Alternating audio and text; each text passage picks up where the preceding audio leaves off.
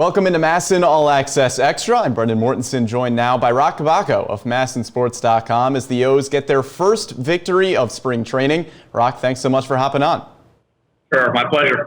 Now, Tyler Wells gets the start today for the Orioles. Obviously was used as a reliever last season. What did you see from him today, and might we see him as a starter going into this season? He was really impressive. 6 up, 6 down. Looked like the velocity was great. There's no radar gun here that we can really trust. It looked like he was throwing the ball pretty hard for this time of the spring.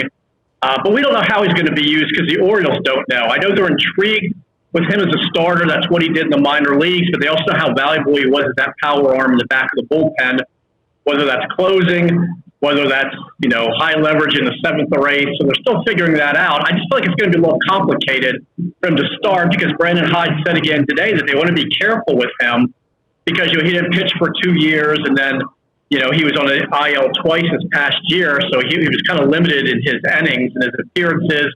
They're kind of still easing him back into a full role, so I don't know whether you can make him a starter this soon, but they're certainly stretching him out and leaving that as an option. And maybe if they get him stretched out even more and he's pitching really well and there's that need, it's kind of wide open at this point behind the first 2 spots, maybe he does slot in there. But I do know that they really like him in the back of that bullpen. Wells said, hey, I'd love to start. And he said, I'd love to be used out of the bullpen, too. He just wants the ball in pressure situations, which is one of the things that Hyde loves about him. One of the many things is that he's not afraid, that he wants to pitch high leverage. He wants to face the middle of the order. It's a great mentality for a starter or for a reliever. Certainly a story to watch there with Tyler Wells. And Yusniel Diaz had another pretty impressive day at the plate, 1 for 2 with an RBI double. Do you think he could potentially play well enough to even play his way onto the opening day roster for the O's? I don't really think that's a consideration. There have to be a few other dominoes that fall besides him being healthy and playing really well. You probably have to have a couple injuries to free up a spot because right now they just seem loaded in the outfield. Plus, Trey Mancini got a start in right field today. He thinks it was his first one since the end of the 2019 season in Boston.